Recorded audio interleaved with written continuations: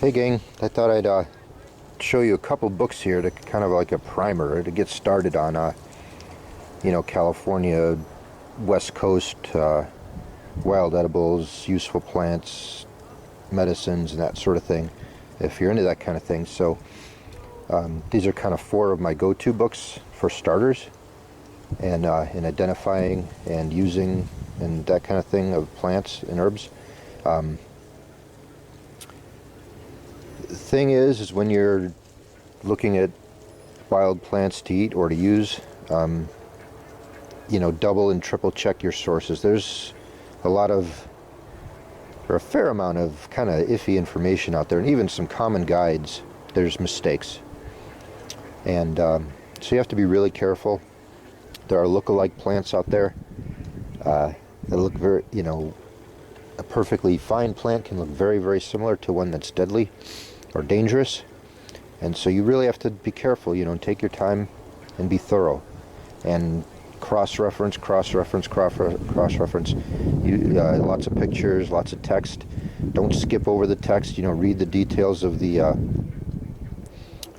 descriptions, and some of the minute details are what makes the difference. So, having said that, let me show you a couple of the books I use to get started when I'm out there, and then I come home and do further research, that kind of thing. So, first one that I like is Early Uses of California Plants by Edward Balls. And it's a relatively small book, but it's got a few illustrations here and there. It's got one section in the middle somewhere, if I remember right. Yep, it's got a few little photos. But this isn't the go-to book for photo identification, that's for sure. But it's a start. So it's kind of organized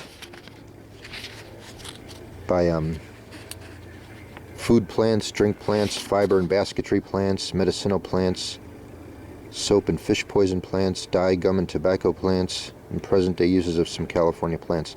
So it's organized like that, and it gives really nice descriptions of what the natives used them for, some modern uses, and so it's a good read to go through, and it gives you a starting point, kind of a primer on what plants to start even looking at when you're out there on California or the West Coast, and give yourself an idea of where to start, which ones to start looking for.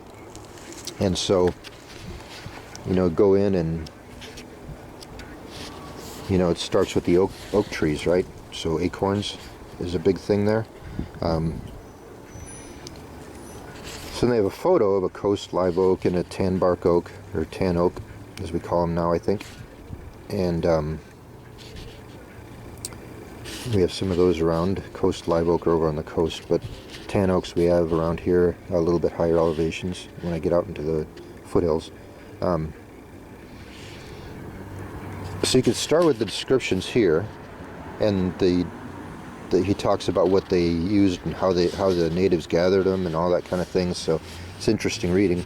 But you could say, oh, okay, tan oak, find out what he has to say, and then look further on websites and in other books and further your knowledge on that particular plant. So you can go through and kind of do that, on whatever interests you, and start identifying things that you might have in your area. Barrel cactus I don't have around here, but if you're down south, you might see those. So kind of gives you a good start. That's what I use this book for, is just kind of get an idea of what's out there and fun stories about it. And this is an extension of that same idea. Edible and Useful Plants of California. Author is Charlotte Clark. And this one, again, the illustrations, they're there. It's not thorough. There are a few photos.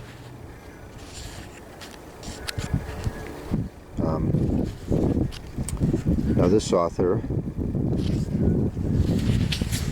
does start with, boxthorn, and then gives also other names and the scientific name. Gives you a little description, the distribution and habitat, and uses past and present, and they're pretty short blurbs for each one, and then gives a recipe or two if you want to use it for actual cooking.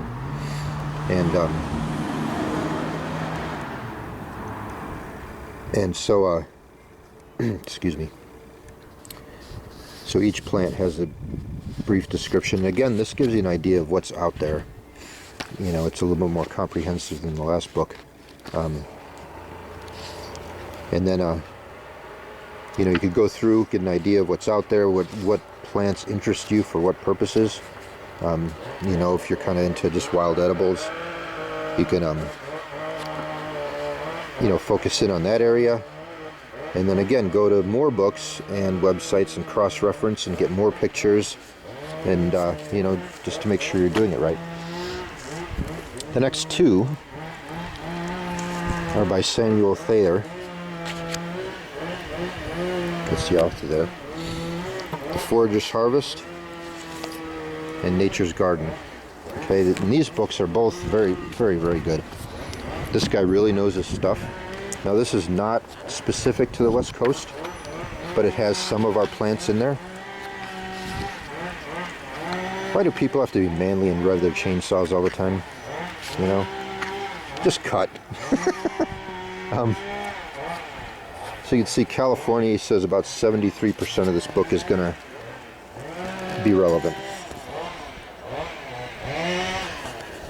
See, for Oregon, 80%, so it's decent on West Coast stuff. But this book now is very, very thorough. So you have Doc, which we do have here in California, and he has pages of description and pictures and more pictures and more identification and more description and more pictures.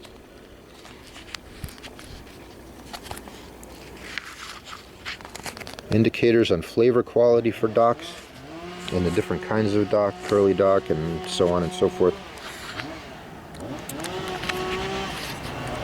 Range and habitat, harvest and preparation.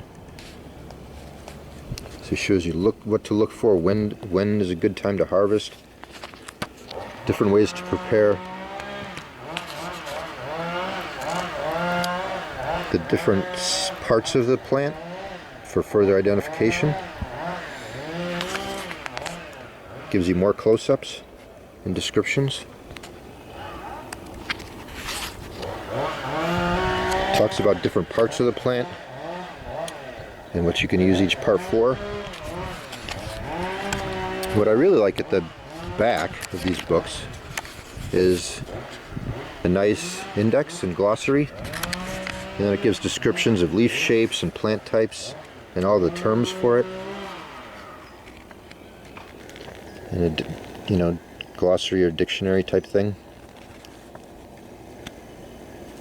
Gives you all those terms that you want to know if you want, and then at the beginning he gives a whole narration on plant identification, safe consumption, step-by-step tutorials and things like that.